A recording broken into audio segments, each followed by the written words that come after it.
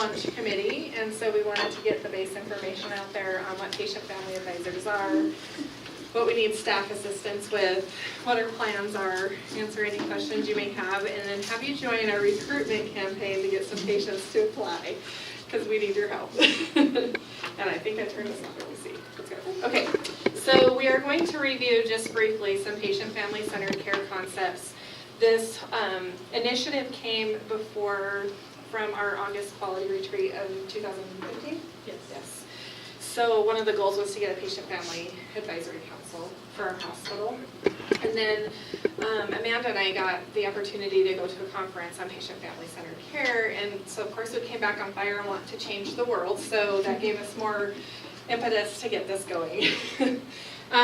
We want to talk about patient and family advisors and staff advisors because we have to have both, and then advisor recruitment in our selection process. We've actually been working very hard as a committee to be very methodical and thoughtful on how we want to roll this program out.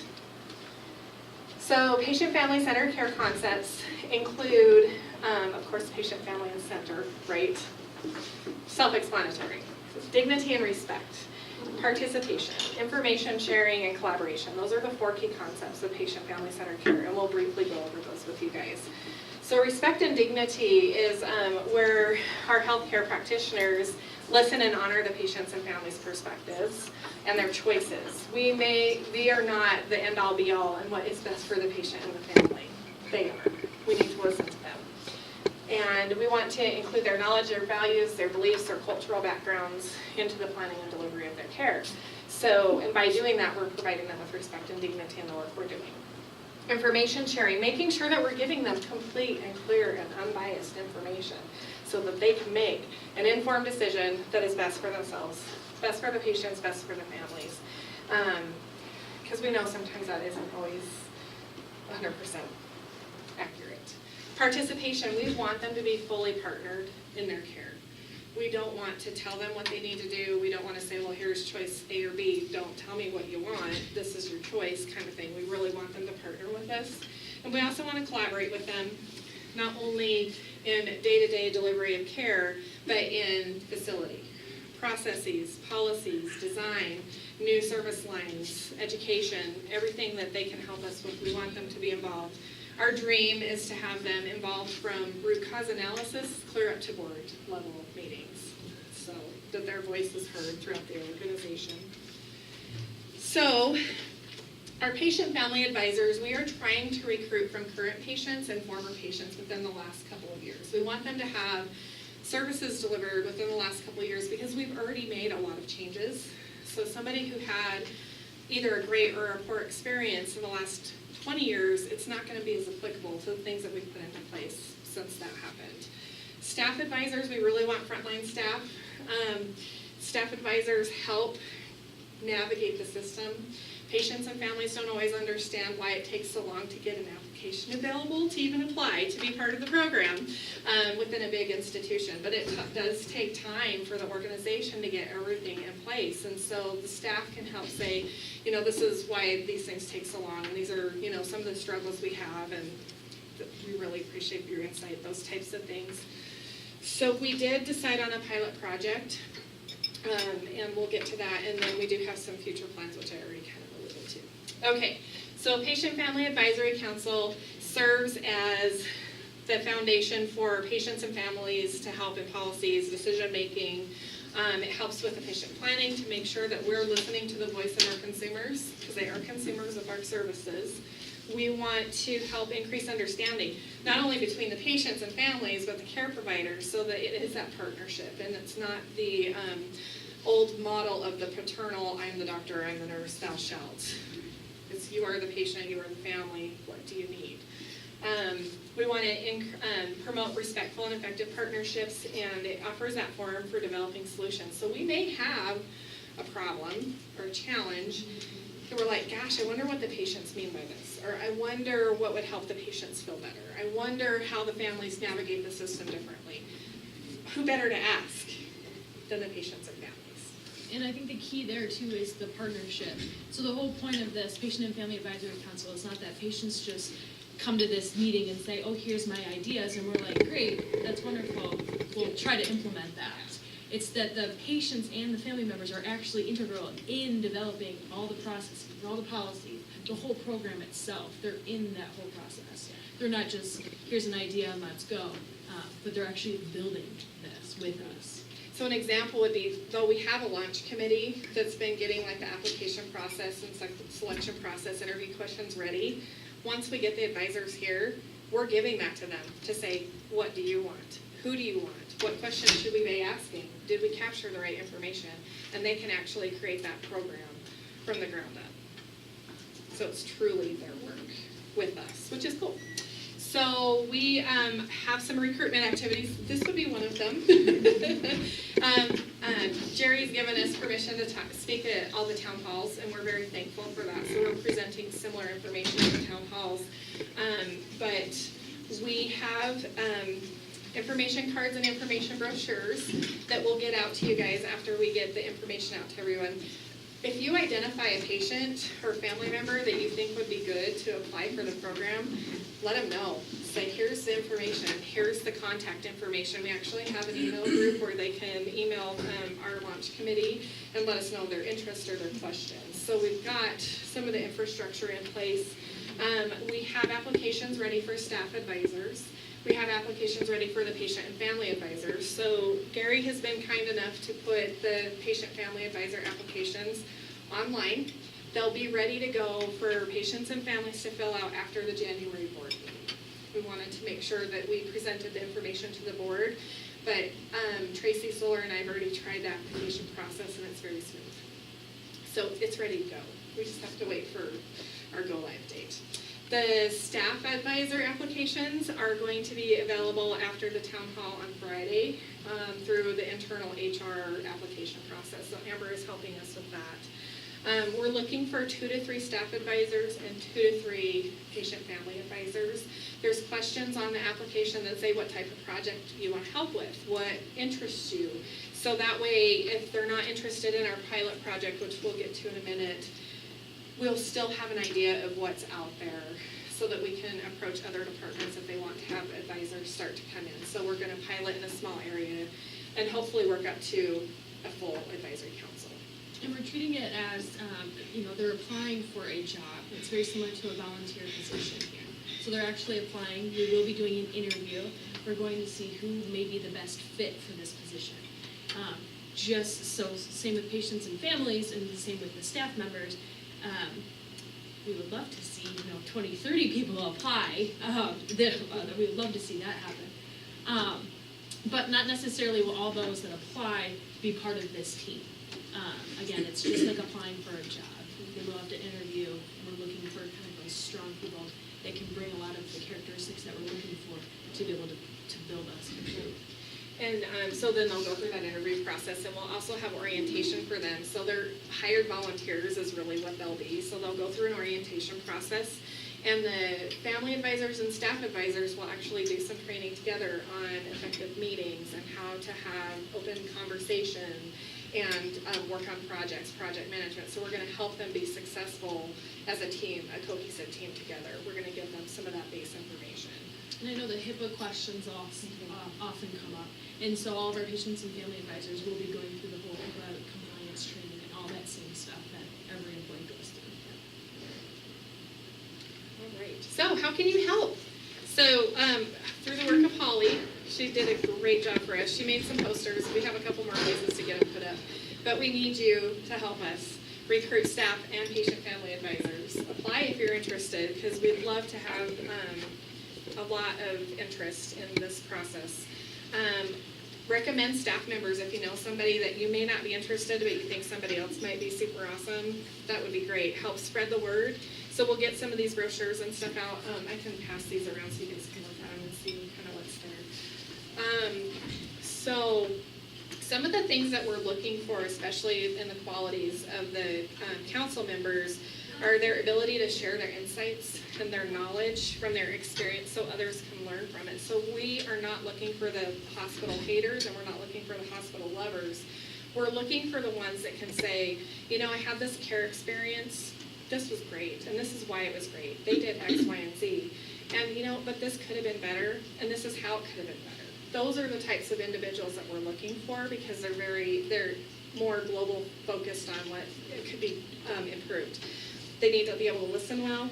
They need to share beyond their own personal experience and not have one agenda item, so they can't be like, they need to fix this, and never move past what the whole community may need or what would help the multitude of patients and families that come through the hospital and the clinic. We want them to respect other people's perspectives, speak comfortably within a small group and a big group, work in partnership with others, and we're looking to represent our patient population. So one of our recruitment activities are actually going to be done with our translators, with our Hispanic community, so we've already asked them to help us. So we do want to have representation from our patient population. So they have offered graciously to help us with that part of the project. Some of the other, well, along the lines of the characteristics too, is that we're looking for people that may have had a bad experience also, and that are not happy with their care. But like Stephanie mentioned, they're able and willing to get past that bad experience to be able to offer some insight on ways to improve. So it's not that we're just looking for those with a great experience, but those also with bad experience, right, that they can move past that experience to help us. Yeah, and they may have a mixture, so it just depends on where they're at, but they can help us. So, let me, before I ask if there's any questions, our pilot project was chosen as the emergency department, and we're specifically looking to focus on education within the emergency department. So we chose this because when we were looking through some of our guest relations, our complaints, our comments on our patient satisfaction scores, it's like I didn't understand my diagnosis. I was there, nobody told me what was wrong. I didn't understand, I didn't get results, I didn't, right? So we want them to come start with that piece and help us with discharge education, written education. How can we help you understand, like, help us understand how to communicate? You know, I'm Dr. A and I come in and I say all this information. Is that making sense to you? Because I truly did tell you what was wrong, but you walk away thinking nobody told me what was wrong. Because maybe we're not communicating at the level or the language or terminology that they need. So they can help us with that. And that's why they'll sign the HIPAA information, because we want them to be involved in those processes and see them going on and give us feedback. And then it will grow from there. So there will be other things that I'm sure they will share with us that they would like to see improved or enhanced. And that's the beauty of having a focus. Get the process going, get the meetings going, get the team working, and then they can say, let's put these on our list of future activities. So we're looking for them to help us with that. I mentioned, 2 to 3 patient and family advisors, 2 to 3 staff advisors. Again, that's for this kind of focus group in the emergency department to work on this project. Our long-term goal is then to grow that. So those then 3 join our kind of council, and we are taking more applications for another 3 to maybe work on another project. And hopefully, our goal in the next few years is to have this entire council made up of, 10, 15, 20, whatever, how many, however many people we can actually get, kind of as this large committee, and can then break out and work on these more focused projects throughout the organization. So with all of that information, what questions do you have? So when you interview and if you're chosen to be on this committee, then what is the term of that commitment? So that we've decided to let the original group decide. There's varying perspectives, and different organizations throughout the country do it different ways. Some will say you have a term limit of a year. Some will say you have a term limit till you feel like you're finished or you're not being effective. So that we don't want to restrict it from the get-go. We want the team to decide what that's going to look like. So they'll come out of their first few meetings with a charter and a plan and how they want that structure in that organization. Great question. So how we're initially sharing it, and I think it's on some of the brochures, is that you will be expected to partake in some meetings. And again, so those meetings, the amount of time that we're going to actually dedicate will be identified from that group once we first meet them, based on kind of what's realistic to them as patients and families.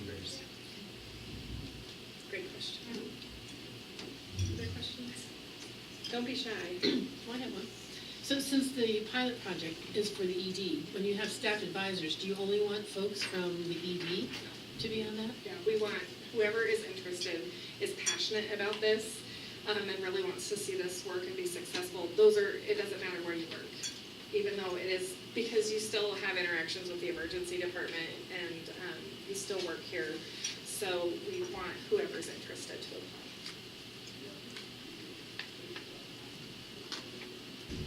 Any concerns or issues that you think might come up?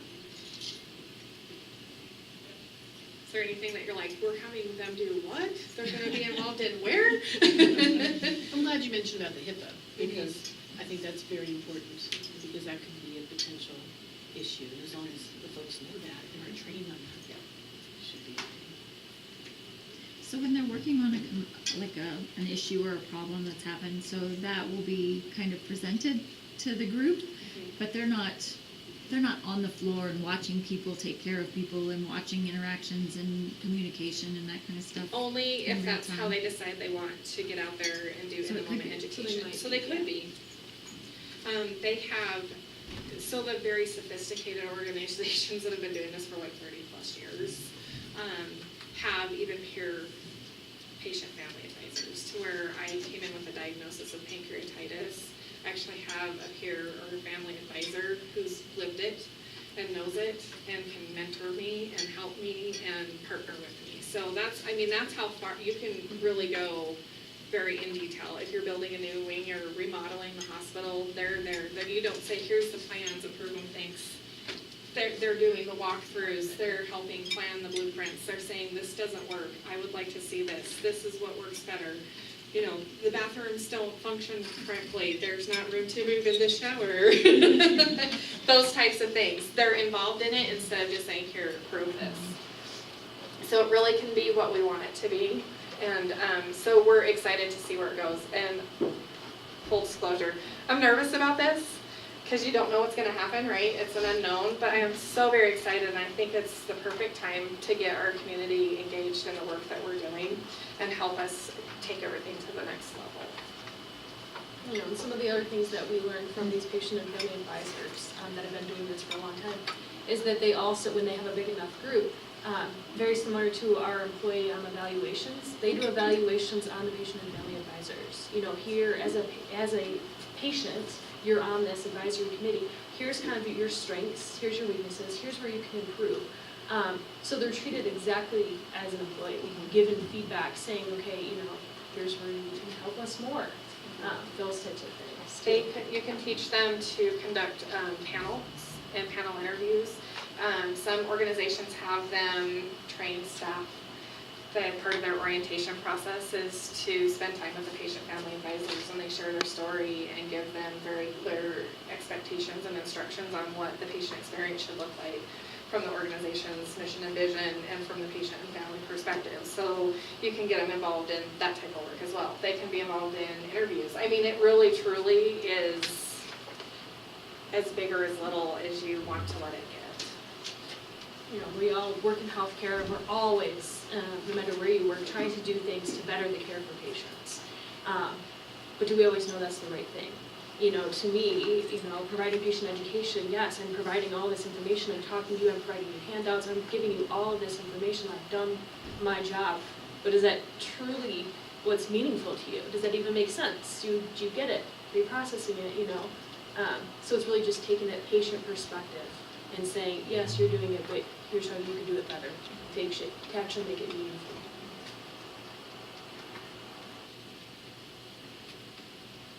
Any other questions?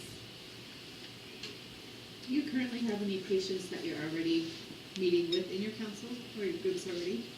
Not yet. We have some that have asked us about it, and so there's some out waiting for the application to be ready so that they can apply. So we do have some that are in mind, but nobody's been involved yet. That's why we haven't said, this is what they're going to do. This is when they're going to meet. This is how often they're going to do things, because we don't have the patients and families at the table right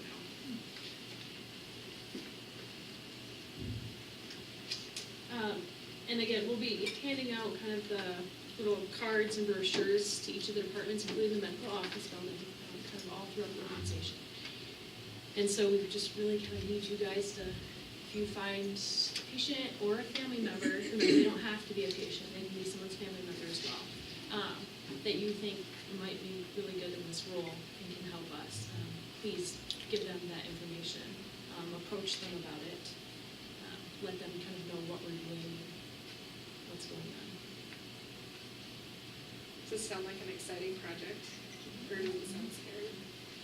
I'm looking at the ER staff, sorry. I'm like, are you guys okay? We've talked about this coming for a long time. So. I think the interview process is good because I can only imagine some people that would want to be a part of it. For the wrong reasons. Sure. Mhm.